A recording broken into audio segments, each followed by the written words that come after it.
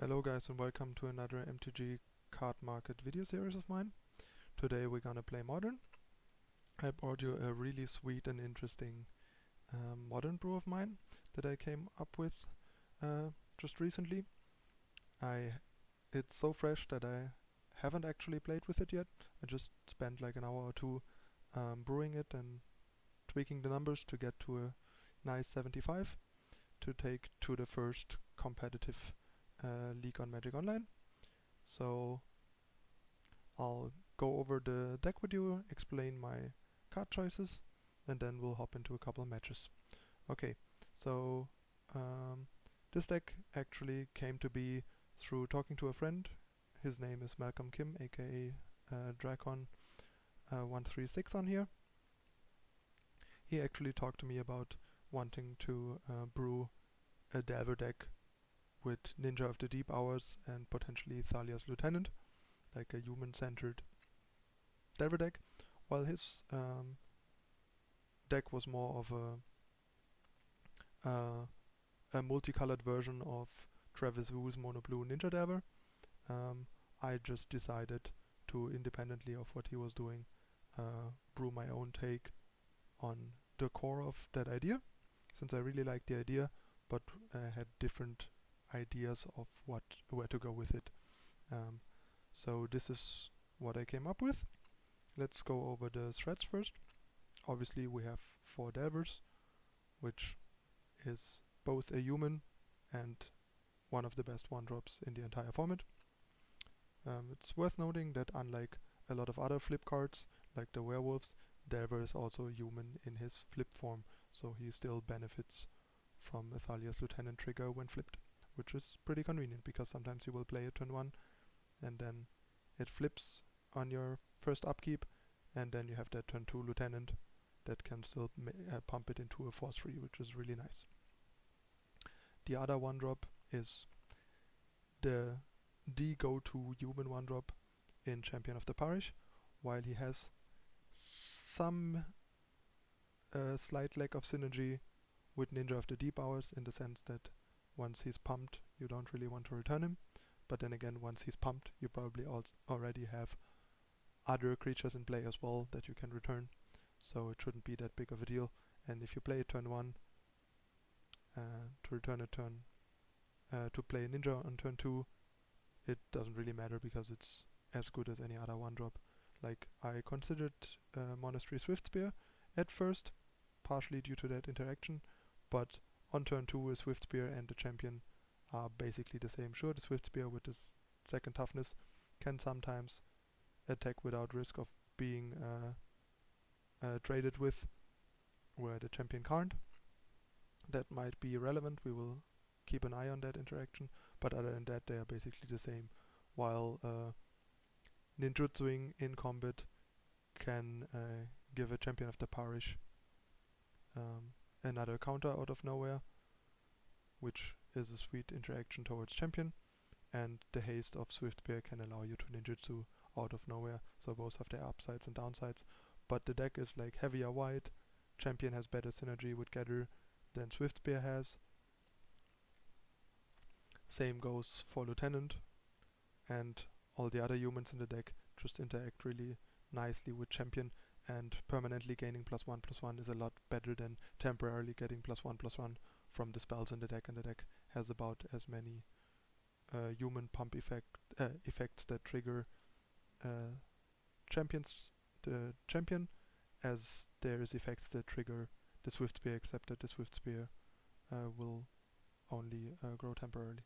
So all in all this makes more sense and also goes better with the mana base, because then we get to play basic planes and get maximum value from our Seachrome coasts. And also makes our deck much more heavy blue-white, just splashing Lightning Bolt, which also makes the mana less tense. Then as 2-drops we have Thalia's Lieutenant, which is just a really powerful card and the card that made me want to brew this deck. Unlike before, I mean most of the cards exist for a long time, but Lieutenant kind of feels like it pushes the synergies to a level where it's worth to explore this kind of like tribe in that deck unlike before. Then we have Gather, which has great synergy with both our 1-drops, fortunately, and even great synergy with Lieutenant, and some minor synergy with Ninja, making it easier to get an attacker through, although we probably lose both tokens, one being blocked and the other one dying to the ninjutsu, but that might still often be worth it. And the deck has fetch lands, shock duels, and Gitaxian probes, which can be used in certain situations to actively turn on Fateful Hour to take over a game from behind, which is really convenient. The other 2-drop is Ninja of the Deep Hours, if we have played one of our 8 1-drops. It can often even be worth it to return a Flip Delver, because it's a guaranteed way to trigger ninjutsu, and to draw a card we lose 1 damage in the process and have to flip our Delver again, but that will often be worth it, I think. And last but not least, we have Snapcaster Mage, which is conveniently also a human, which allows for some instant speed tricks with Lieutenant, and lets you get more humans with flashbacking Gather the Townsfolk if you have to. Other than that, it's just as good as it always is in these kind of spell heavy decks, providing additional removal, cantrips, counters, whatever you need, and some card advantage. I only have 3 because you need like enough spells in the deck, and the card can also be a bit clunky, costing 3 to 4 mana usually. And we already have Ninja as another card advantage engine, so I felt 3 is a good number. Regarding the spells, we have 8 cantrips. Zero Vision is just a must play. Our third 1-drop basically helps you flip Delver, find your lands, find your answers and threats. Generally makes the deck more consistent, and yeah, it's just a very good card for that kind of deck in Modern. The other thing is Gitaxian Probe, which makes the deck slimmer, gives you some information to work with, and also helps with the low land count.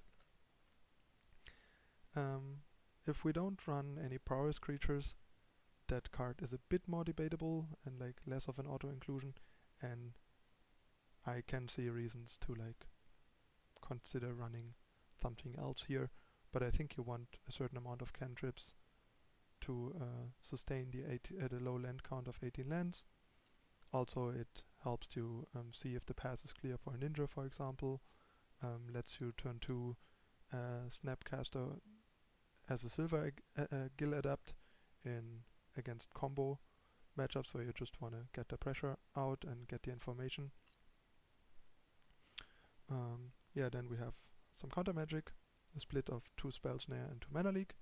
I usually prefer Mana Leak over Remand, because I feel like the way games with this deck and similar decks usually play out for me is that on turn 3 onwards I have time to leave the mana open, and I am afraid of a couple of high impact cards that my opponent could play, and I want to like hard counter them usually, and I usually only care about like higher casting cost cards that Mana Leak can fairly reliably counter until the game is over.